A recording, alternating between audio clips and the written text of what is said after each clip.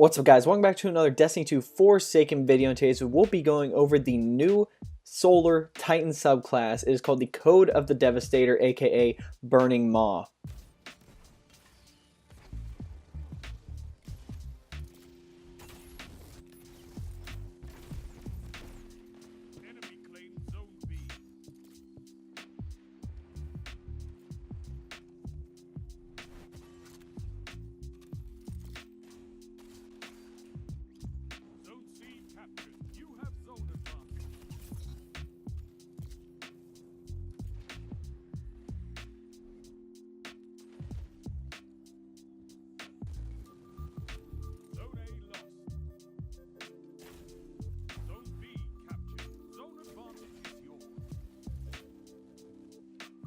Now, how to obtain this new subclass tree? You must get a Seed of Light to unlock a new subclass tree in general. Essentially, you get your first one throughout the Forsaken campaign, which is fairly simple. It's like Icor's side quest mission that you have to do during the campaign. You pick up like those little feathers of light. I forget what they're called, to be honest. It's been a while since that actually happened, but still, you have to do that to get the first one. But the other two seeds can come from a random drop during a Blind Well Tier 2 or Tier 3 completion, or you can get it from the Last Wish raid. So first up, going over PvE. In PvE, this subclass is very, very strong. So first up, you get a hammer to throw at enemies, which is sick. Like, we've never seen anything like this. Like, hunters have been the only thing that can actually throw something. Now, Titans, you guys get it too, which is pretty awesome. So essentially, once you throw it, you can go run over it and get it again, which is awesome. Like, you can throw it and have your melee back again.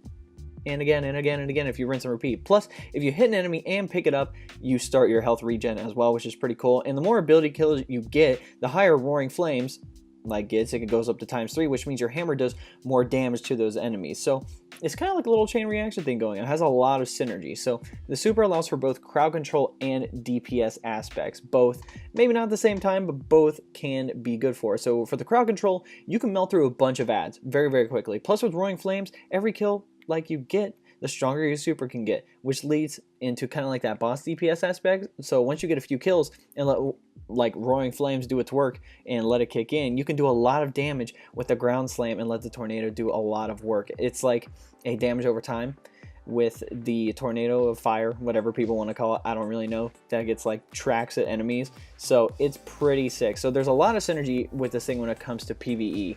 PvP wise, in the Crucible, this super is pretty good in a general sense. I ended up getting a Slayer and a Reaper medal in the same game with it. It's freaking wild. So you'll be able to see the clips in here somewhere. It'll say Slayer and Reaper in it. But considering the majority of the perks work around the throwing hammer, I feel that the skill tree is a little underutilized. It's 2 out of 4 perks that kind of work around the throwing hammer. Like, yes, the hammer can do good damage.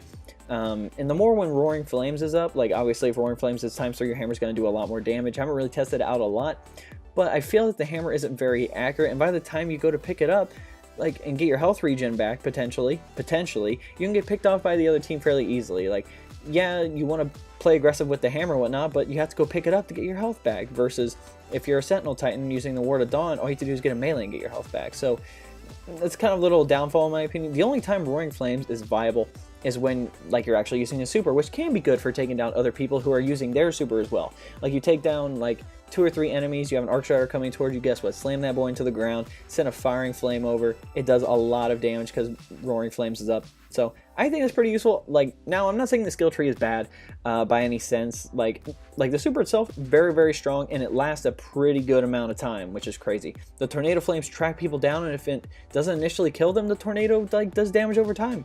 And the Hammer Spin causes good damage as well, which allow you to take down your enemies. I just think, in general, I think the super is good. I just feel like when it comes to synergy of the subclass in general, I think it's more oriented for PvE activities, but still, I had a blast actually using Burning Maw, man. It was super, super fun. The super is awesome.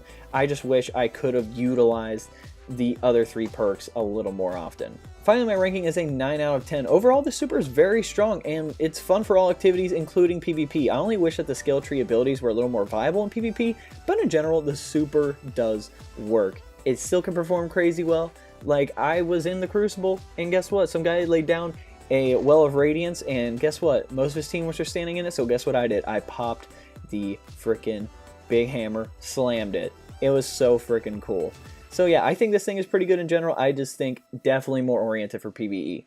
Alright guys, that's my review and my thoughts over the new Solar Subclass / Code of the Devastator / Burning Maul for the Titan. If you want to help support me, there'll be a link below. It's the best way to support me. I'll take it to a 4-minute video. If you want to go check that out, that'd be awesome. But if you don't want to do that, you can always like this video, subscribe to the channel, share this video, turn the notification bell next to subscribe if you want to be notified when I drop some new content on the channel, and then comment y'all want to see below again to make a content for you. Whatever you guys want to see, I'll try to get out there as quickly as possible. Also, we have the Discord link below if you want to join. There are no requirements to join the Discord, which is freaking awesome. There's some check chats that we have about Destiny 2 Forsaken, some upcoming games like Division 2 and Anthem, some stuff for Warframe as well. I definitely like to get into Warframe a little bit now and then.